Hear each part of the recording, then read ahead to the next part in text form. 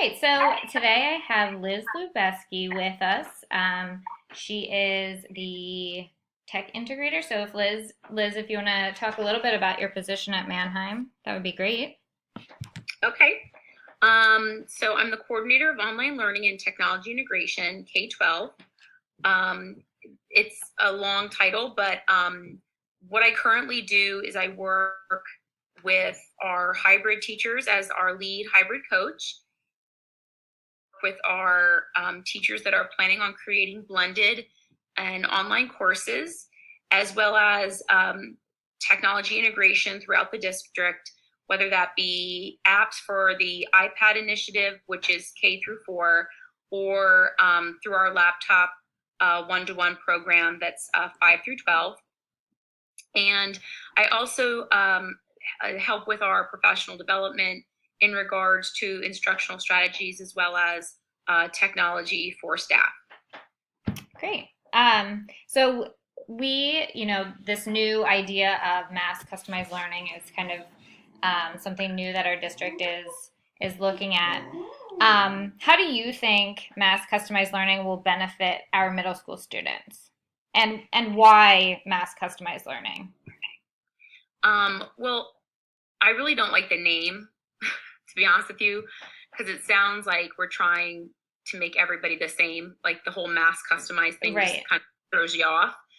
The whole idea behind mass customized learning is that students' voice and choice are That's are all at the right. core of the educational process. So the goal is that we kind of of course, no one's going to answer my phone in my house. Okay, it's good. So the whole idea is that we are offering our students voice and choice, and that it's not, about what's easiest for the teacher per se, in the fact that we are trying to create lessons that, it's a one size fits all kind of lesson, and hope that we reach students where they're at. It's so difficult to differentiate, and any teacher that has attempted to differentiate with a group of 20 to 30 students knows the difficulty in that. What mass customized learning is going to do for our middle school is that we're going to be able to offer opportunities for students to grow in areas that they have interest in. So instead of saying, well, everybody's going to do this activity, we can say, well, we have a few tools that you can use to show us that you understand this content knowledge, and we'd like you to choose which one you feel most comfortable with, and demonstrate that you understand this content, or you've mastered this content. Providing outside opportunities as well for connections with what we do in class and how that's applied in the real world. So, we want our students to write all the time and to use research in the writing process, trying to get them to see that this is used, in other fields, that this is something that you're going to have to do as an adult. And it doesn't necessarily have to be something that's, a college level degree that you need to do this. This could be something, whereas you're working with individuals, you have to write up a report about, what you did to a vehicle. If you're, working in as a mechanic, something that they see the value in learning so that they can apply it later in life. I also see the mass customized learning aspect allowing our students to kind of broaden their horizons. That, we often talk about going to college, but really having our students investigate what they really want to do, and that it might not necessarily mean a 4-year degree. It could be a 2-year degree. It could be, an apprenticeship. It could be, a career and technical school or a trade school. And having them to kind of really investigate and dig a little bit in and around, middle school is a great time, because that's when they're really starting to reflect on themselves, and what they might want to do in the future. Great. So I know the plan is to slowly implement mass customized learning over the next several years. One of the places we'll start is with digital portfolios. What can you explain what a digital portfolio is and how you see that impacting students and teachers? Well, a digital portfolio is, if we can kind of compare it to when we used to create a binder of all of our work, and at the end of a year, my English teacher or my art teacher would send home this binder with all of these projects and all of the things that I did that year. The golden projects, the ones that were my best work. The digital portfolio is taking that idea and making it in a digital world. So we can, have students put in writing samples. They can add artwork or pictures of their artwork, or have a whole album of artwork within a portfolio. They might want to put projects in that whether they worked individually on them or whether they worked collaboratively within a group, into these portfolios, so that in our world, at the end of the year, they don't go home with our student. We can share them, which is awesome. They could share them with their parents. The teacher could share them with the parents. We can share them with even peers to kind of have some exemplars that we can have for the following year of really great projects. But that students can then look at them and have a repository that they can look back and say, okay, this is the level of work I was doing in 7th grade. This is the level of work I was doing in 8th grade. And the teachers could actually look back at that student's work in 6th grade and 7th grade and see growth. We really want to show our students that wherever they start, it doesn't matter if they are grade level or not, wherever they start, that the goal is that we're growing as individuals and as learners, and that this portfolio provides them with evidence of their growth. I think it's kind of a really great start to MCL, because here students are going to be choosing what they want to put in their portfolio.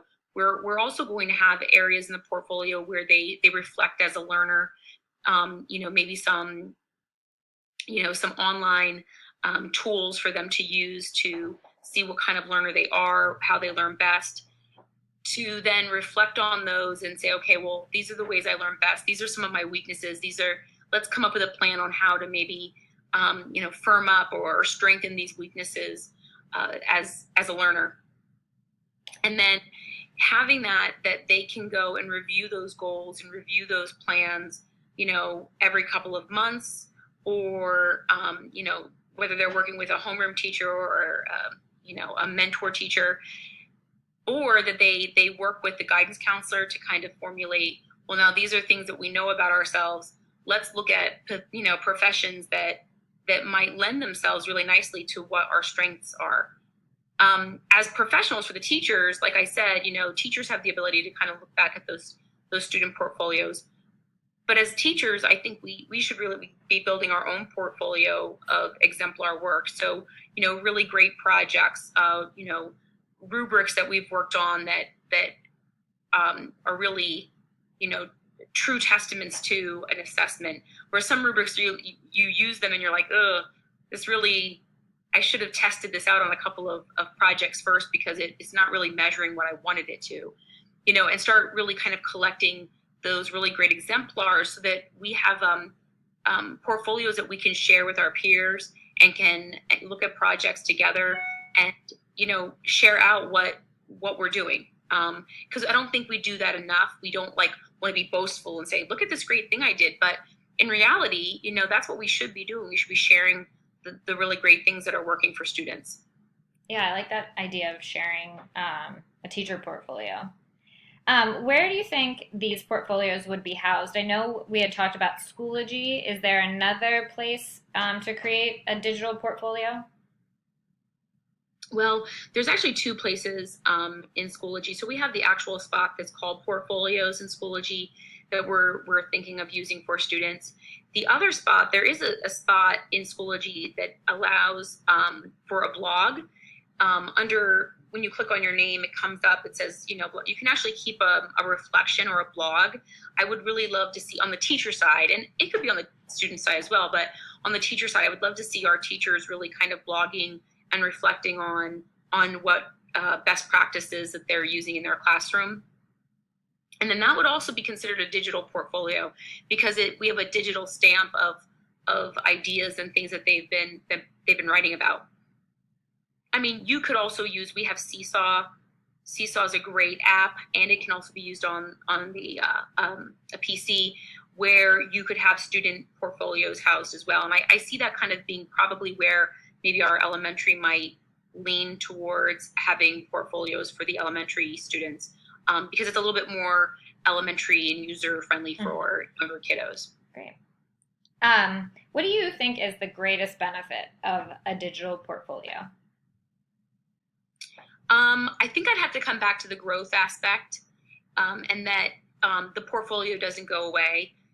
We don't want what, I had growing up, where I get the portfolio and then, I probably put it under my bed, or it's in the attic or somewhere where my mother stored it, and never look back on it again.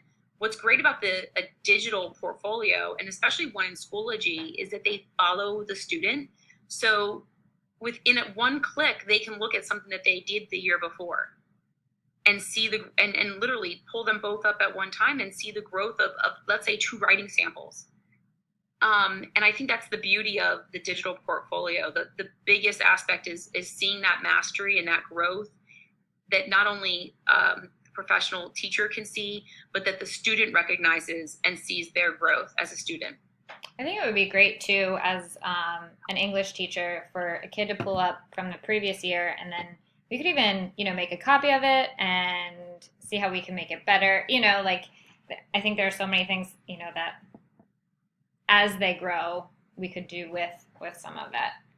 Absolutely. Expand on, let's say, something that they did, let's say in 5th grade, maybe even look at it as a 7th grader. Right. And say, this is your 5th grade self writing about whatever topic they were writing about. Now you have 2 years of additional, schooling.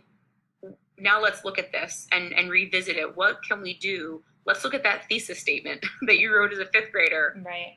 You learned about writing thesis statements. How have your thesis statements gotten better? That kind of thing. That's a great point.